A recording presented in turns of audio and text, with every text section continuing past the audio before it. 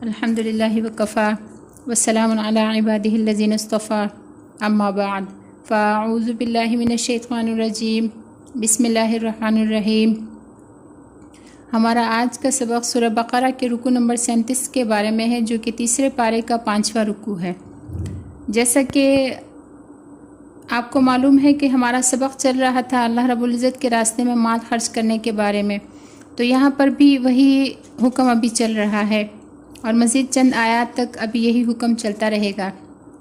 یہاں پر اللہ رب العزت ارشاد فرماتے ہیں، یا ایھا الذین آمنوا، اے ایمان والو، انفقوا، خرچ کرو، من طیبات پاکیزہ چیزوں میں سے، ما کسبتم، جو تم کماتے ہو، یعنی اپنی کمائی میں سے پاکیزہ مال میں سے خرچ کرو جو پاک مال ہو، ومما اخرجنا لکم من الارض، اور اس چیز میں سے بھی جو ہم نے تمہارے لیے زمین میں سے نکالے، یعنی زمین میں سے جو کھیتیاں اور جو پھل ہم نے تمہارے لیے نکالے ہیں اس میں سے بھی اللہ کے راستے میں خرچ کرو۔ ولا تیمموا الخبیث منہ، اور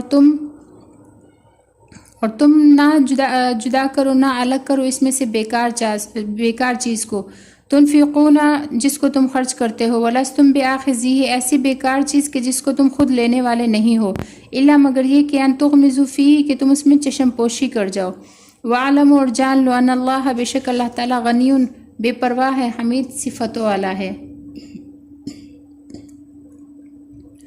گزشتہ آیات میں اللہ کی راہ میں خرچ کرنے والوں کا ثواب ذکر فرمایا ہے اور خرچ کرنے کے آداب بتائے ہیں۔ اس آیت میں اپنے کمائے ہوئے مالوں میں سے طیب، عمدہ، حلال اور اچھی چیزیں خرچ کرنے کا حکم فرمایا۔ حرام کمانا تو حرام ہے، لیکن جو حلال مال ہے اس میں سے بھی عمدہ چیز کو اللہ کی راہ میں دینا چاہیے۔ اسباب النزول میں اس آیت کا سبب نزول بتاتے ہوئے حضرت برہ بن عازب رضی اللہ تعالیٰ عنہ سے نقل کیا ہے، وہ فرماتے ہیں کہ یہ آیت انصار کے بارے میں نازل ہوئی، جب فصل پر کھجوروں کے پھل کاٹتے تھے تو کھجوروں کے خوشے نبی کریم صلی اللہ علیہ وسلم کی مسجد میں ستونوں کے درمیان بندھی ہوئی رسی پر لا کر ٹانگ دیتے تھے، جس میں سے فقراء مہاجرین کھا لیتے تھے۔ ان میں سوکھے ہوئے خوشے بھی ہوتے تھے۔ ان کے بارے میں ارشاد فرمایا کہ وَلَا تَيَمَّمُوا الْخَبِيثَ مِنْهُ تُنْفِقُونَ، کہ تم ردی چیز کو اللہ کی راہ میں خرچ کرنے کا ارادہ نہ کرو۔ پھر آگے اللہ رب العزت ارشاد فرماتے ہیں کہ تم مال دو ان چیزوں میں سے بھی جو تم کماتے ہو، یعنی جو کمائی تم کرتے ہو اس میں سے بھی دو، اور وَمِمَّا أَخْرَجْنَا لَكُم مِّنَ الْأَرْضِ، اور جو کچھ ہم نے زمین سے تمہارے نکالا ہے اس میں سے بھی اللہ کے راستے میں خرچ کرو۔ حضرات فقہاء کرام نے اس سے یہ ثابت کیا ہے کہ زمین کی پیداوار پر بھی زکوٰۃ ہے، اور احادیث شریفہ سے بھی پیداوار کی زکوٰۃ ثابت ہے۔ فقہاء کی اصطلاح میں اس زکوٰۃ کو عشر کہا جاتا ہے جو زمین کی پیداوار پر دی جاتی ہے۔ حضرت امام ابو حنیفہ رحمۃ اللہ علیہ نے آیت کے عموم سے استدلال کیا ہے کہ زمین سے جو بھی کچھ پیدا ہو، غلہ ہو یا سبزیاں ہوں، ترکاریاں ہوں یا پھل ہو، سب کی زکوٰۃ یعنی عشر نکالنا فرض ہے، البتہ گھاس اور لکڑی ان کے نزدیک اس سے مستثنیٰ ہے۔ پیداوار کی زکوٰۃ کا اصول یہ ہے کہ جو زمین ایسے پانی سے سیراب کی جائے کہ جس پانی کی قیمت ادا کرنی نہ پڑے، مثلا بارش کے پانی سے سیراب کی جائے، یا ندی یا دریا کے کنارے پر ترائی میں کوئی چیز پانی دیے بغیر بونے سے پیدا ہو جائے، تو اس کی کل پیداوار سے 10واں حصہ مستحقین زکوٰۃ کو دینا فرض ہے، اور یہ بھی زکوٰۃ ہی ہے، یعنی زکوٰۃ ہی کی ایک قسم ہے۔ مثلا 10 کلو پیداوار میں سے 1 کلو دے دے، اور اسی طرح باغ میں جو پھل پیدا ہوں ان کا بھی 10واں حصہ زکوٰۃ میں ادا کرے۔ اور اگر پانی کی قیمت دے کر زمین کو سیراب کیا گیا ہے تو ایسی زمین کی پیداوار پر نصف العشر یعنی 10ویں کا آدھا حصہ زکوٰۃ میں دینا فرض ہے، جس کو 20واں حصہ کہا جاتا ہے، یعنی 10 کلو پیداوار میں سے آدھا کلو زکوٰۃ میں دے دیں۔ پھر آگے اللہ رب العزت یہاں پر آخر میں ارشاد فرماتے ہیں کہ وَاعْلَمُوا أَنَّ اللَّهَ غَنِيٌّ حَمِيدٌ، کہ جان لو اللہ تعالیٰ غنی ہے اور صفتوں والا، تعریفوں والا ہے۔ مطلب یہاں پر اللہ رب العزت یہ فرما رہے ہیں کہ اس سے یعنی اللہ تعالیٰ جو ہے وہ اللہ تعالیٰ غنی ہے، اسے تمہارے صدقات کی حاجت نہیں، جو کچھ خرچ کرتے ہو آپس میں خود ہی متنفع ہوتے ہو، اس نے جو کچھ عطا فرمایا ہے اس کی عطا فرمانے پر وہ مستحق حمد ہے، مستحق شکر ہے، یعنی اس اللہ کا صفت اللہ کی بیان کرو اور اس کا شکر ادا کرو۔ آگے اللہ رب العزت ارشاد فرماتے ہیں الشیطان یعدکم الفقر، شیطان تمہیں ڈراتا ہے، تم سے وعدہ کرتا ہے فقر کا، تنگ دستی کا، وَيَأْمُرُكُمْ بِالْفَحْشَاءِ، اور تم کو حکم دیتا ہے بے حیائی کا، واللہ اللہ تعالیٰ یعدکم مغفرۃ منہ، اللہ تعالیٰ تم سے وعدہ کرتا ہے اپنی مغفرت کا، وفضل اور اپنے فضل کا۔ واللہ اللہ تعالیٰ واسع علیم، وسیع علم والا ہے۔ اس آیت شریفہ میں ہدایت فرمائی ہے کہ شیطان کے بہکانے اور ڈرانے میں نہ آئے۔ جب اللہ کی راہ میں مال خرچ کرنے کا ارادہ کرو گے تو شیطان تمہارے دل میں وسوسے ڈالے گا اور یوں کہے گا کہ صدقہ دو گے تو مال کم ہو جائے گا، تنگ دستی آ جائے گی، اپنی کل کی ضرورت کے لیے مال بچا کر رکھو، بچوں کے کام آئے گا۔ اگر خرچ کرنے ہی لگو گے تو پھر وہ گھٹیا مال خرچ کرنے کی ترغیب دے گا، وہ تنگ دستی سے ڈراتا ہے، بخل پر ابھارتا ہے، اور اس کے علاوہ بے حیائی کے کاموں کا بھی حکم کرتا ہے، وہ گناہوں کی ترغیب دیتا ہے شیطان۔ تو یہاں پر فرمائے کہ تم اس کے کہنے میں نہ آؤ، اللہ تعالیٰ کے وعدوں پر یقین رکھو، اللہ نے تم سے جو مغفرت اور فضل کا وعدہ فرمایا ہے اس کے امیدوار رہو اور یقین جانو کہ وہ اپنے سب وعدے پورے فرمائے گا۔ اپنے خالق و مالک کے وعدوں کو بھول جانا اور دشمن یعنی شیطان کی باتوں میں آ جانا سمجھداری کی بات نہیں ہے۔ اللہ تعالیٰ کا وعدہ ہے کہ تھوڑا سا دو گے تو بہت ملے گا، آخرت میں تو اجر و ثواب ہے ہی، دنیا میں بھی اللہ کی راہ میں خرچ کرنے کے بہت بڑے بڑے منافع ہیں۔ نبی کریم صلی اللہ علیہ وسلم نے ارشاد فرمایا کہ 3 چیزیں ایسی ہیں جن پر میں قسم کھاتا ہوں۔ ایک تو یہ ہے کہ صدقہ کرنے سے کسی بندہ کا مال کم نہیں ہوگا۔ دوسری بات یہ ہے کہ جس کسی بندہ پر بھی ظلم کیا جائے وہ اس ظلم پر صبر کر لے تو اللہ اس کی وجہ سے ضرور اس بندے کو ضرور عزت عطا فرمائے گا۔ اور تیسری بات یہ ہے کہ جو بھی کوئی شخص بندوں سے مانگنے کا دروازہ کھولے گا یعنی بندوں سے مانگے گا تو اس کے لیے ضرور تنگ دستی کا دروازہ کھل جائے گا۔ زکوٰۃ اور صدقات سے مال گھٹتا نہیں ہے، بڑھتا ہی ہے، اور اس سے مال کی حفاظت بھی ہوتی ہے۔ حدیث شریف میں ہے کہ اپنے مالوں کی زکوٰۃ ادا کر کے ضائع ہونے سے محفوظ کرو اور اپنے مریضوں کے علاج کے لیے صدقہ دیا کرو کیونکہ یہ بہت بڑا علاج ہے۔ اور مصیبت کی موجوں کا مقابلہ دعا سے اور تضرع اور زارع سے کرو۔ پھر آگے اللہ رب العزت یہاں پر ارشاد فرماتے ہیں یؤتی الحکمت، کہ اللہ رب العزت حکمت عطا کرتا ہے من یشاء، جس کو چاہے، ومن یؤت الحکمت ومن یؤت الحکمت، اور جس کو دی گئی حکمت فقد اوتی خیرا کثیرا، تو یقیناً اسے بہت خیر عطا کی گئی۔ وما یذکر، اور نہیں ہے نصیحت الا مگر ان لوگوں کے لیے اولو الالباب جو عقل والے ہیں۔ تو یہاں پر اللہ رب العزت ارشاد فرماتے ہیں کہ اللہ تعالیٰ حکمت عطا فرماتا ہے جس کو چاہے۔ لفظ حکمت جو ہے یہ مضبوط چیز کے معنی میں آتا ہے۔ علم، عمل، قول، جس میں بھی اتقان ہو وہ سب حکمت ہے۔ یہ لفظ قرآن مجید میں بہت سی جگہ وارد ہوا ہے۔ روح المعانی جو ہے وہ تفسیر بحر المحیط سے نقل کیا ہے انہوں نے کہ اس میں حضرات علماء کرام کے 29 اقوال ہیں اور تقریباً سب کا مرجع ایک ہی ہے۔ حضرت ابن عباس رضی اللہ تعالیٰ عنہ نے فرمایا کہ اس سے فقہ فی القرآن مراد ہے، یعنی قرآن کی سمجھ مراد ہے۔ حضرت قتادہ وغیرہ سے بھی یہی تفسیر منقول ہے۔ حضرت ابو درداء رضی اللہ تعالیٰ عنہ نے فرمایا کہ قرآن کو پڑھنا اور اس میں فکر کرنا یہ حکمت عملی ہے۔ حضرت مجاہد رحمۃ اللہ علیہ نے فرمایا کہ قول و عمل کی درستگی جو ہے یہ حکمت ہے، یعنی اپنے قول اور اپنے عمل کی اصلاح کرنا یہ حکمت ہے۔ اور ان سے یہ بھی منقول ہے کہ قرآن اور علم اور فقہ یہ سب حکمت ہے۔ انہوں نے یہ بھی فرمایا کہ حکمت سے وہ علم مراد ہے جس کا نفع بہت بڑا ہو اور فائدہ خوب زیادہ ہو۔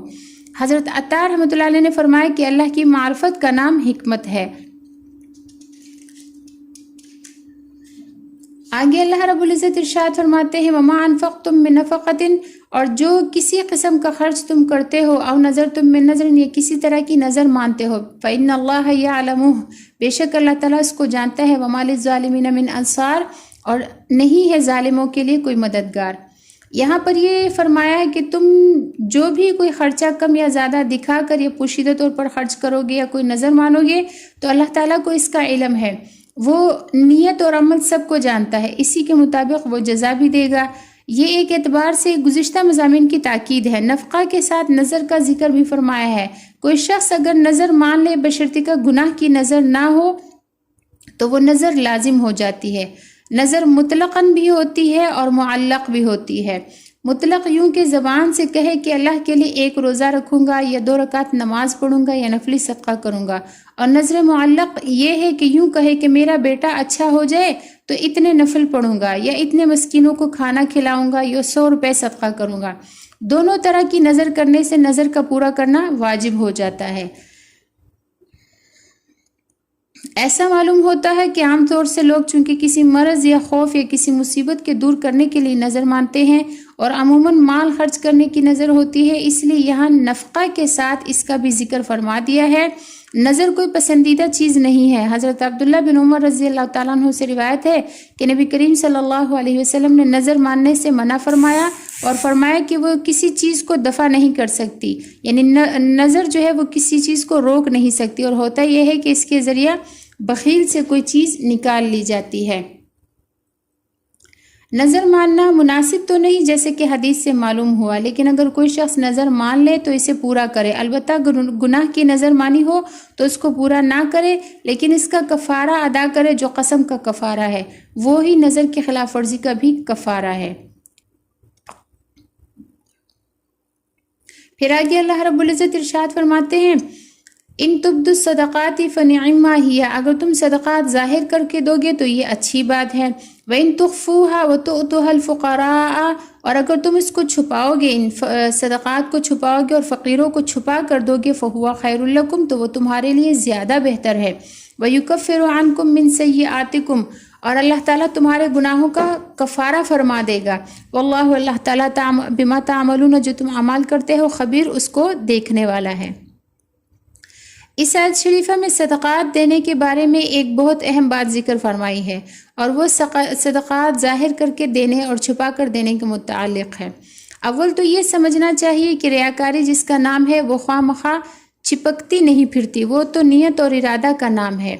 جو کوئی شخص نماز پڑھے یا ذکر کرے یا زکوٰۃ دے یا صدقہ نافلہ دے اور اس کی نیت یہ ہو کہ لوگ مجھے نیک سمجھے، میرا نام ہو، میری شہرت ہو، تو یہ ریاکاری ہوگی اور گناہ ہوگا، جس سے اعمال ضائع ہو جائیں گے۔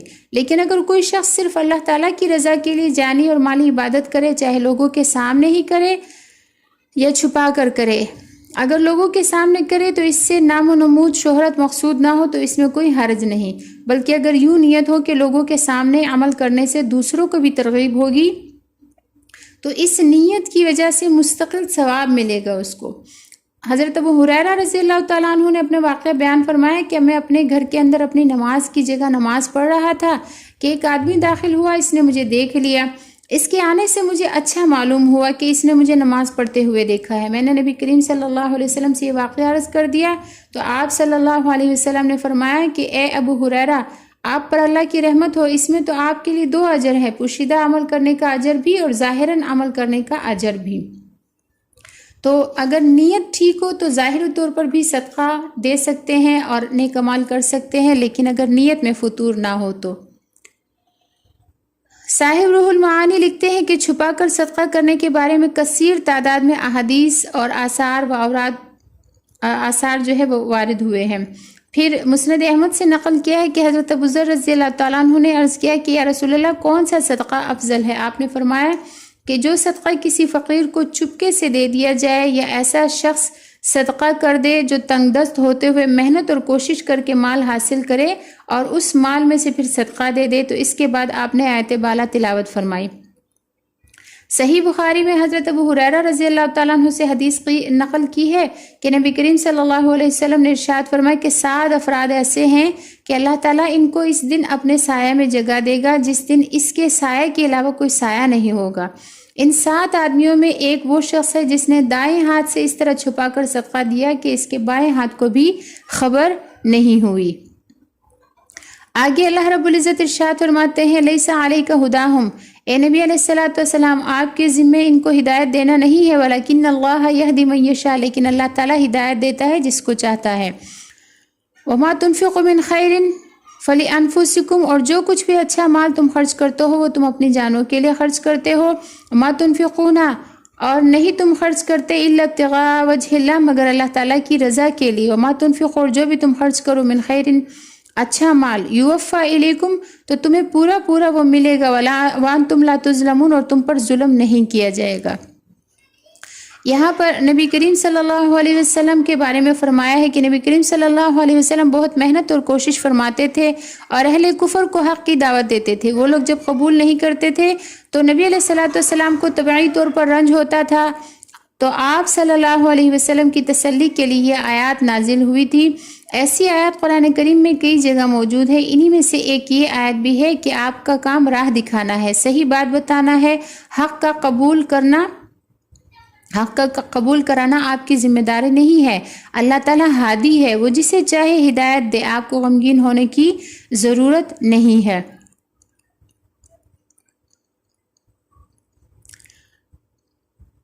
اس آیت کا سبب نزول جو ہے اس کے بارے میں نقل کیا ہے کہ نبی کریم صلی اللہ علیہ وسلم نے حکم دیا تھا کہ ہم صرف اہل اسلام پر خرچ کریں.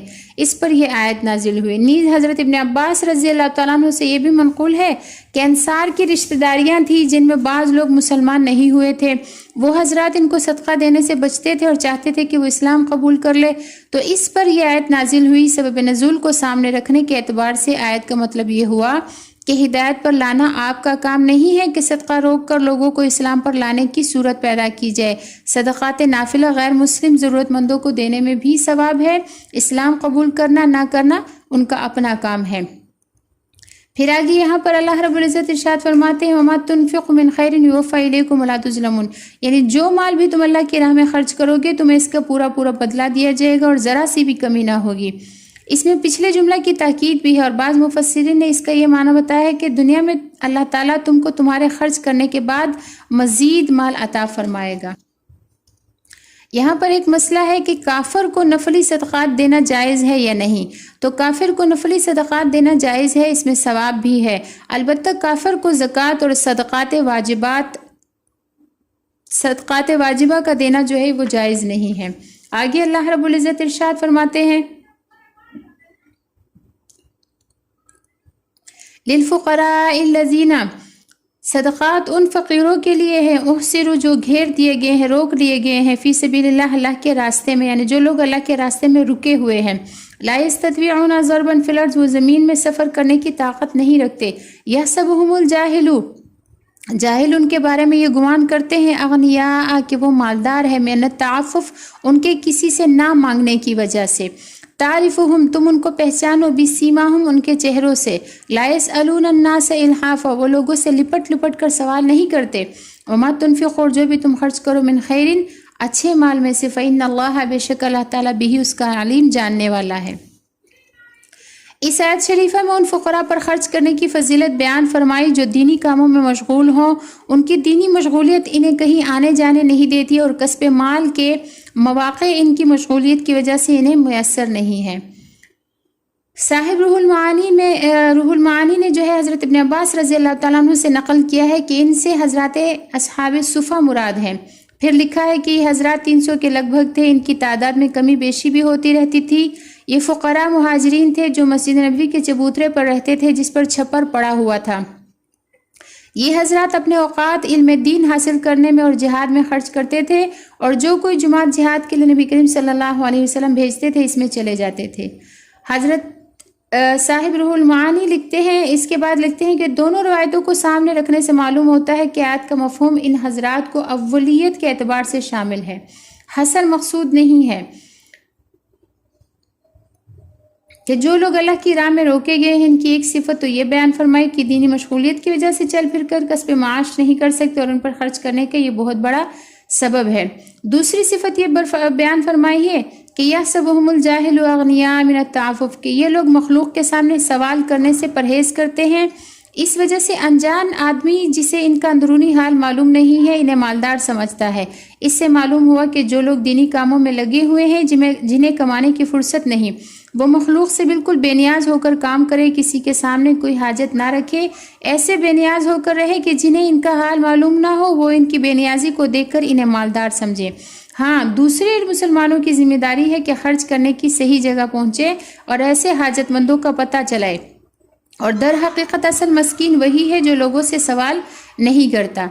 ان حضرات کی تیسری صفت یہ بیان فرمائی ہے کہ تعرفہم بسیماہم، کہ اے مخاطب ایسے لوگوں کو ان کی نشانی سے پہچانے. نشانی سے حالت ظاہرہ مراد ہے جسے دیکھ کر ان کی حاجت مندی اور بیچارگی معلوم ہو جائے. اس نشانی کے بارے میں بعض حضرات نے لکھا ہے کہ مشقت کے ظاہری آثار جو چہرے سے آیا ہوں وہ مراد ہے، اور بعض حضرات نے فرمایا کہ بھوک کی وجہ سے جو رنگ زرد ہو گئے ہوں وہ مراد ہے، اور بعض حضرات نے فرمایا کہ کپڑوں کا پھٹا پرانا ہونا مراد ہے.